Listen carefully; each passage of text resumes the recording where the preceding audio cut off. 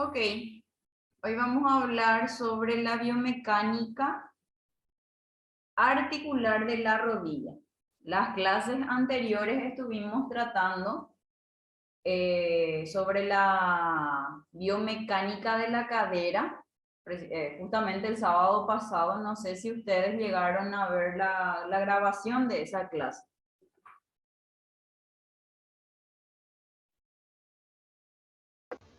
Yo no llegué a ver todavía, profe. Ok, bueno, tienen que ir entrando, ¿está bien? Así únicamente nos vamos a ir entendiendo porque justamente parte de los músculos que trabajan en la cadera también participan en la rodilla. Entonces, para ir hilando un poquitito las dos clases, ¿verdad? Porque siempre es el seguimiento de la clase anterior otra vez. Ok.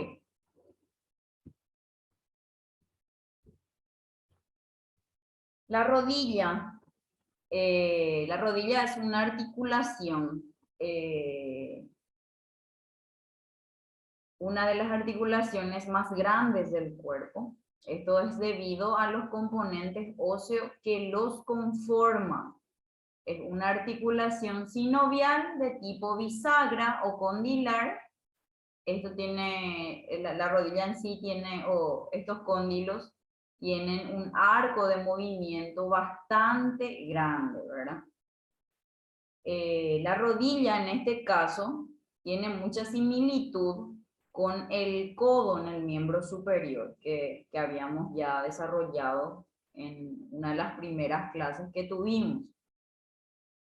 La rodilla queda justamente en medio mismo de dos articulaciones más, ¿verdad?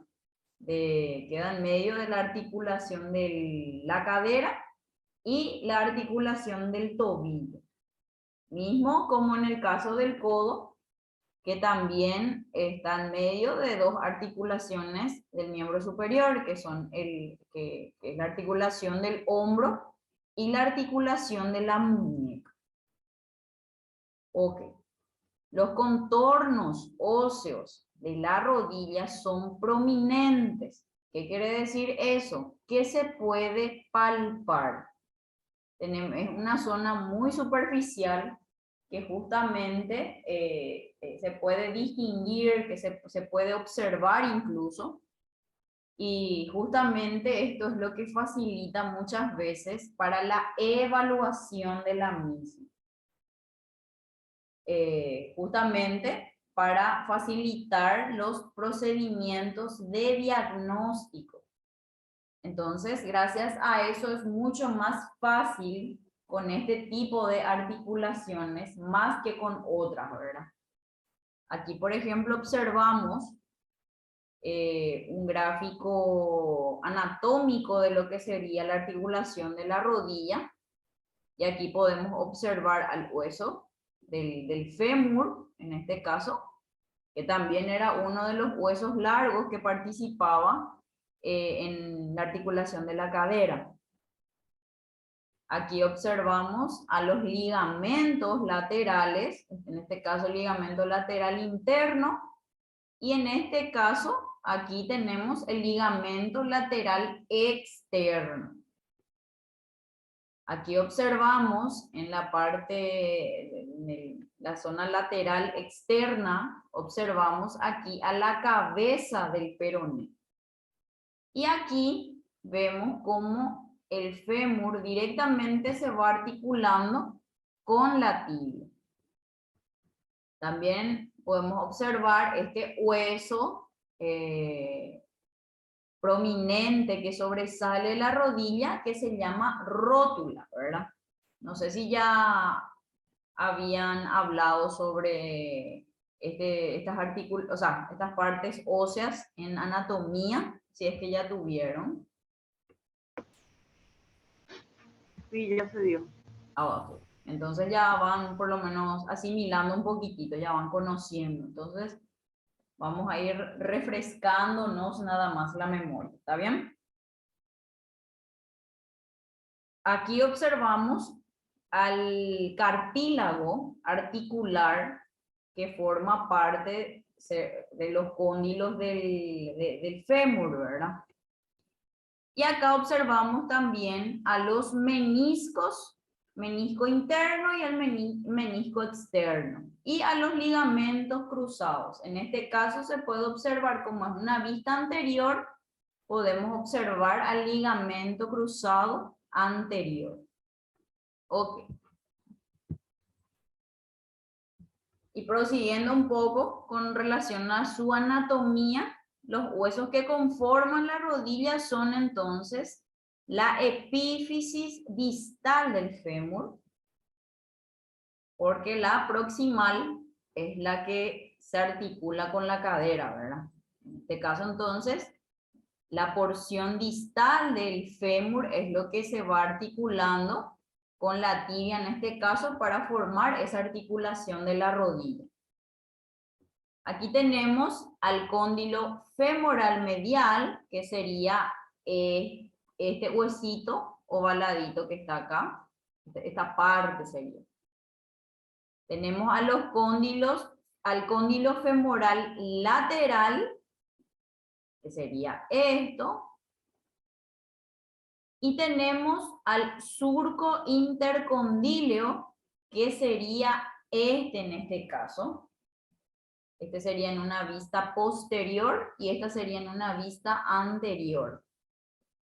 Y tenemos a la carilla articular, que sería este espacio que queda en esa zona. En cuanto a la epífisis proximal de la tibia, estamos viendo que sería esta parte. La epífisis distal del fémur sería esto, y la epífisis proximal de la tibia sería esta parte. ¿Estamos? ¿Me siguen hasta ahí? Sí, Perfecto. Entonces, también forma parte evidentemente de la articulación de la rodilla esta epífisis proximal de la tibia, y tiene, quizás se grafica de este modo o se representa de este modo. En cuanto a su meseta tibial medial sería esto. La meseta tibial lateral sería esta partecita. Y la tuberosidad de la tibia, que sería esta zona. Esta partecita. Ok. Y la rótula también forma parte, evidentemente, de esta articulación. En este caso, la rótula tiene también 5 partes, ¿verdad? Tiene un vértice, que sería esta zona. Tendría también su base, que sería la parte de arriba de la rótula. Esta es la famosa, la tapa de la rodilla que le dice comúnmente la gente, ¿verdad?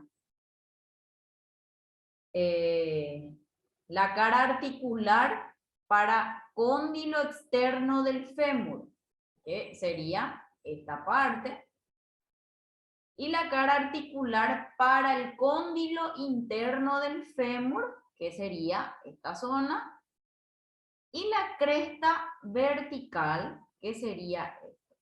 Sería como una pequeña prominencia otra vez en medio, ¿verdad? Esta sería en una vista anterior y esta sería en una vista posterior. Entonces, sería la parte de enfrente de la rótula y esta sería la parte de adentro. O sea, esta es la parte externa y esta es la parte de adentro, ¿verdad? Que sería este dibujo. Okay. Entonces, en cuanto a la anatomía ósea de esta articulación de la rodilla, forman parte entonces la epífisis distal del fémur, la epífisis proximal de la tibia y la rótula. ¿Estamos? En cuanto a los músculos de la región de la rodilla, son músculos muy específicos, ya que la rodilla en sí realizan dos movimientos muy importantes, que es la de la extensión de la rodilla, que es cuando estiramos completamente la rodilla, cuando estamos parados, por ejemplo, y la flexión de la rodilla también. Participar en la clase. Aquí, por ejemplo, tenemos en cuanto a la región anterior del fémur, en este caso, sería la parte frontal, la parte anterior del muslo, aquí tenemos a los extensores de la rodilla. ¿Qué quiere decir eso? Que estos músculos son los que realizan esa extensión de la rodilla. Y este sería un grupo muscular al que se le denomina cuádriceps femoral. Cuádriceps porque forman 4 porciones. Tendríamos aquí el vasto medial o vasto interno, tenemos al vasto lateral o externo, al recto anterior y al crural, que aquí no se observa, pero, a ver, no se observa aquí, pero serían 4 de esos músculos. Ok. Esto en la región anterior. Como les digo, esta sería una vista anterior del esqueleto. Y entonces este sería el grupo muscular del muslo de la pierna, ¿verdad? De la parte anterior. Okay.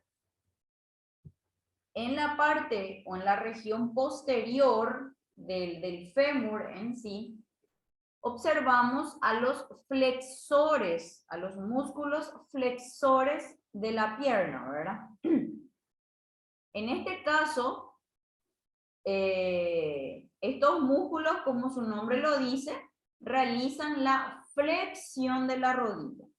La flexión de la rodilla es cuando doblamos nuestra rodilla, ¿verdad? Ahí trabaja un grupo muscular también, formado por 3 músculos llamados isquiotibiales. Estos isquiotibiales tendrían esta disposición, ¿verdad?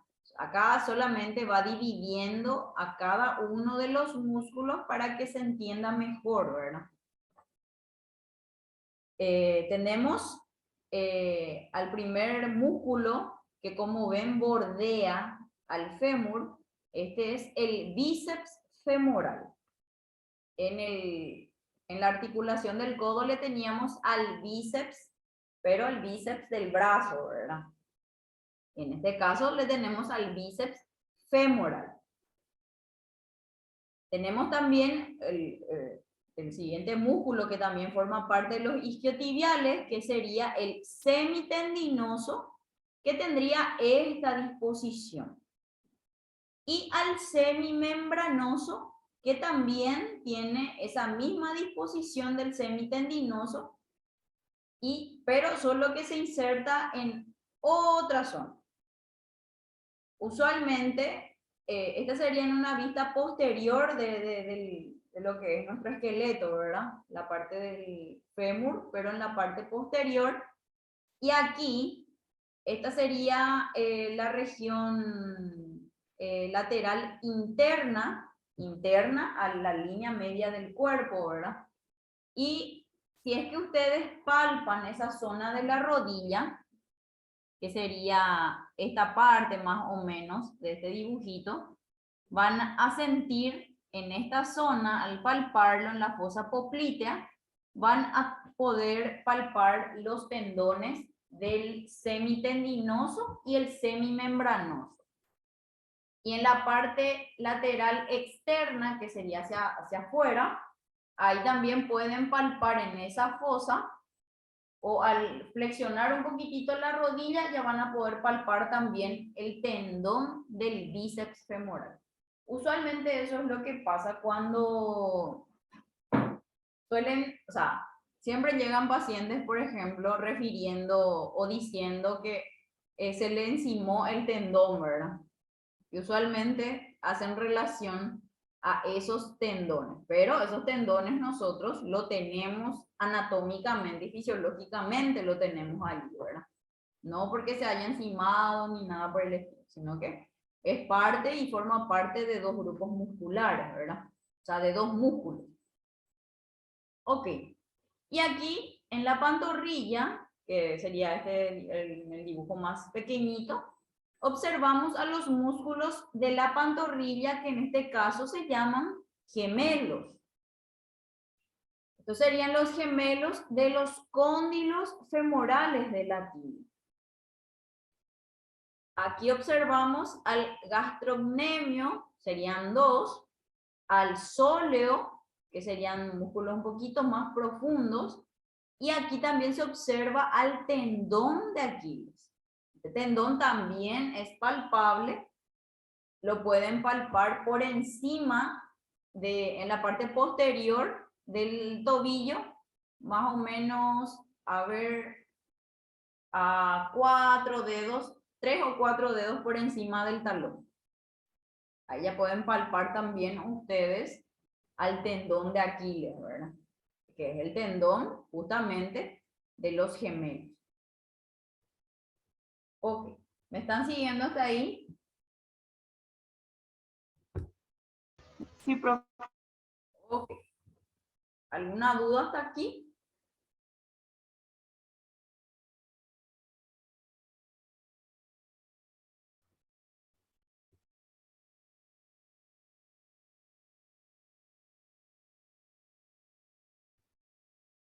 Ok. Vamos a continuar. Los músculos de la región medial serían de los flexores y rotadores, porque como les había dicho en las clases anteriores, hay grupos musculares que no solo realizan una sola función, sino también participan en otros movimientos también, ¿verdad? Articular, independientemente de la articulación que sea, ¿verdad? En este caso, por ejemplo, observamos al recto interno y al sartorio. El recto interno sería esto, y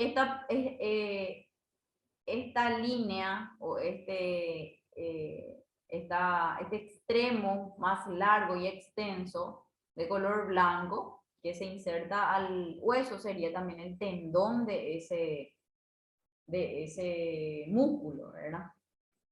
Y al sartorio también lo tenemos aquí.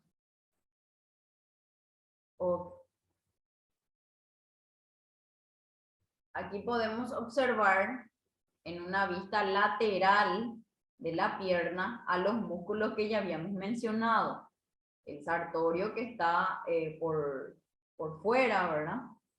Tenemos aquí a los músculos semitendinoso y semimembranoso, semitendinoso y semimembranoso, que se van insertando también en la zona de la parte externa ya y lateral de la pierna.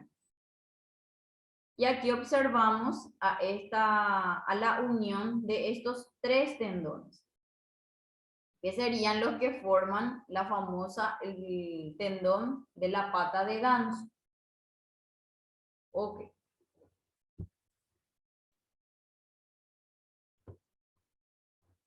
La región poplitea. Esta es la parte de atrás de la pierna, ¿verdad? La parte posterior de la pierna sería ese hueco que forma la rodilla, ¿verdad? Que es justamente en donde les dije que pueden palpar sus tendones de los isquiotibiales. La región de la rodilla se denomina rombo popliteo, esto por el motivo de su forma romboidal del espacio detrás de la rodilla, entre los músculos. Es importante porque contiene la arteria poplitea, que es una rama de la arteria femoral, la vena poplitea, y el nervio ciático, que también baja por esa zona, y entonces va dividiéndose en dos, ¿verdad? También es importante para saber los sitios posibles de lesiones y el borde del yeso a ese nivel puede comprimir a estas estructuras. Esa es una zona muy importante y muy superficial, es muy delicada, justamente porque pasan por la zona arterias, venas y nervios, ¿verdad? Entonces, justamente a eso es a lo que hace alusión, ¿verdad? Con que es más posible, o sea, suelen sufrir más lesiones, se suele sufrir más lesiones en esa zona a raíz de eso. El nervio ciático popliteo externo, que es rama del nervio ciático, este se dirige hacia abajo y hacia afuera hasta bordear la cabeza del peroné por su parte externa. Este nervio tiene la función de activar los músculos que hacen la extensión del pie. El borde superior de una bota de yeso, como consecuencia, puede lesionar al nervio ciático popliteo externo en un paciente sano.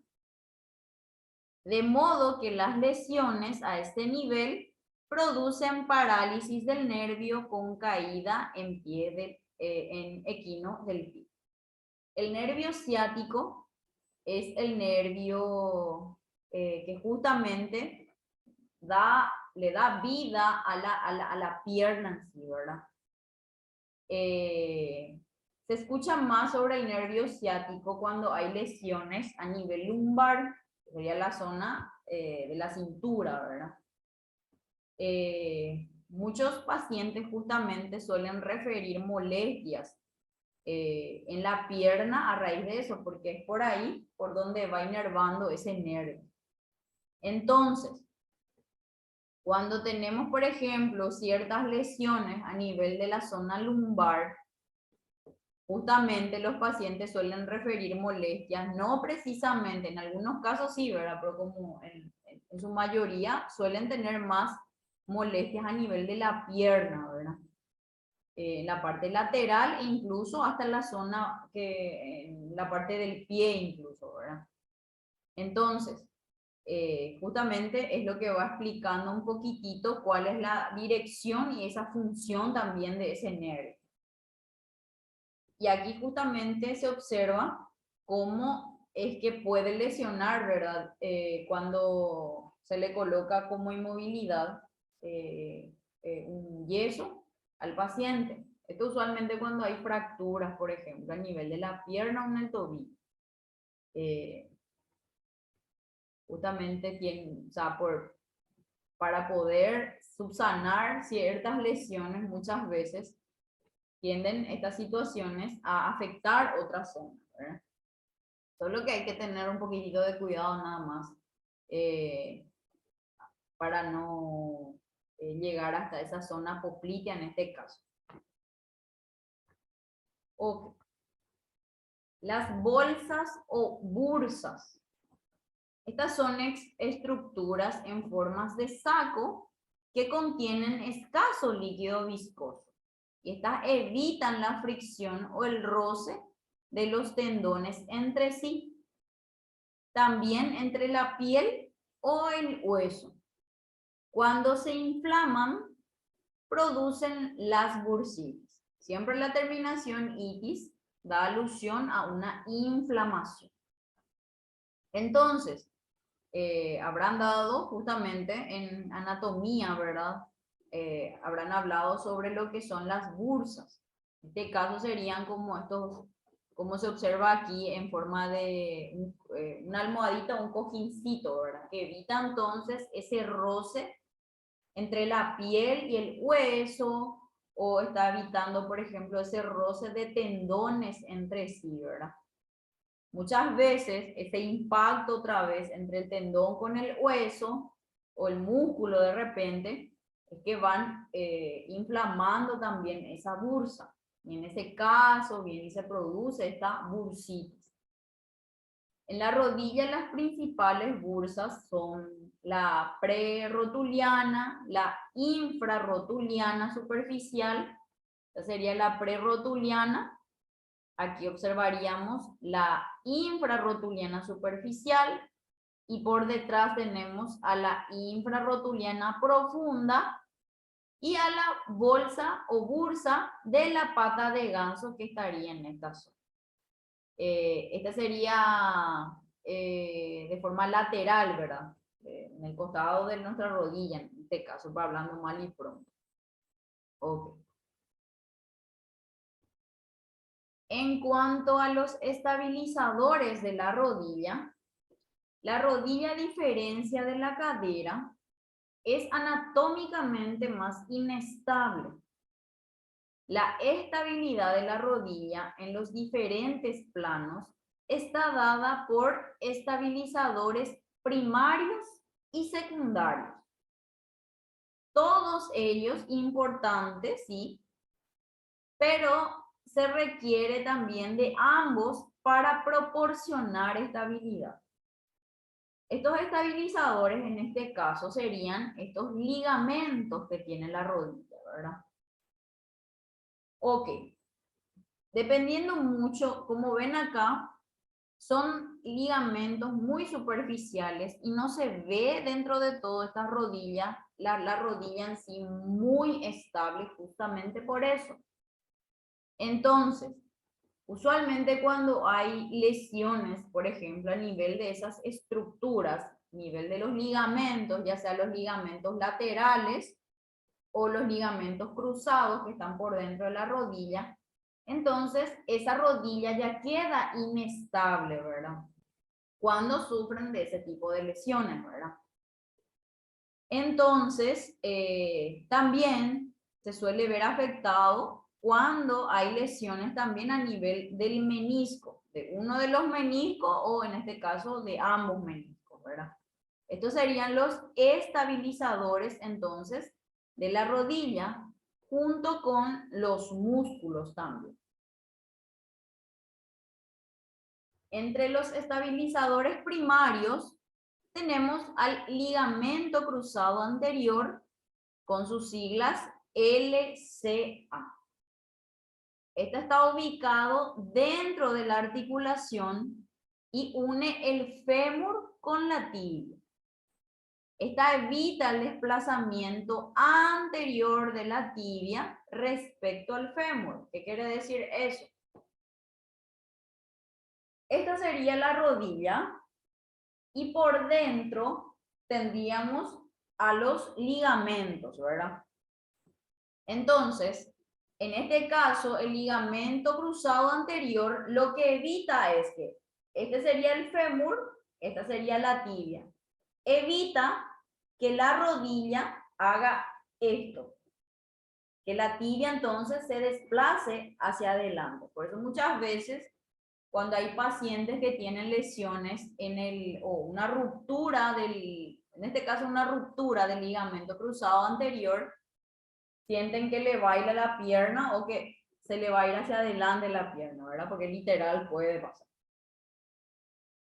El otro estabilizador primario es el ligamento cruzado posterior con sus siglas LCP.